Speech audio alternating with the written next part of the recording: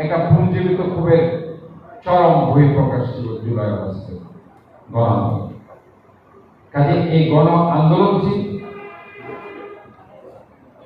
সবচেয়ে বেশি, যদি আমি মনে করি, বাংলাদেশের ইতিহাসে নির্যাতনের শিকার হয়েছে উনি হচ্ছেন দেশ নেত্রী বেগম খালেদা জিয়া। এই ব্যাপারে কোন ধরনের আমরা যদি কথা বলি সেটা কেউ মেনে নিবে না। কারণ শুধুমাত্র ফ্যাসিস্ট হাসিনার বিরুদ্ধে কথা বলতে গিয়ে বিনা কারণে ওনাকে 2 বছর জেল কাটতে হয়েছে এবং ওনাকে ওনার বাসায় গৃহবন্দী থাকতে হয়েছে মৃত্যুর আগ পর্যন্ত।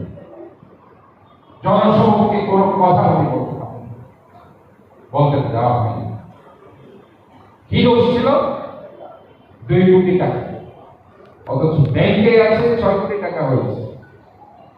2 কোটি টাকা, 6 কোটি টাকা হয়েছে বাংলাদেশে আছে, অথচ এই ফেসিবাদীরা গত 17 বছরে 20 থেকে 24 লক্ষ কোটি টাকা বাংলাদেশের বাইরে পাচার করে দিয়েছে।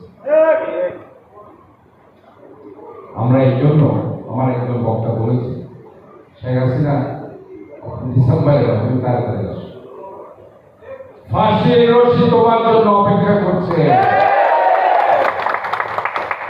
এত টাকা যে পাচার করেছে, এগুলো মানুষ মেরেছ, বিচার হতে হবে। এই বিচার বাংলাদেশের মানুষ করবে। আমি আজকে পরিশেষে এটুকুই বলছি, আমাদের রাষ্ট্রনায়ক এই কথাটি বলছেন, আমি নয় আমরা।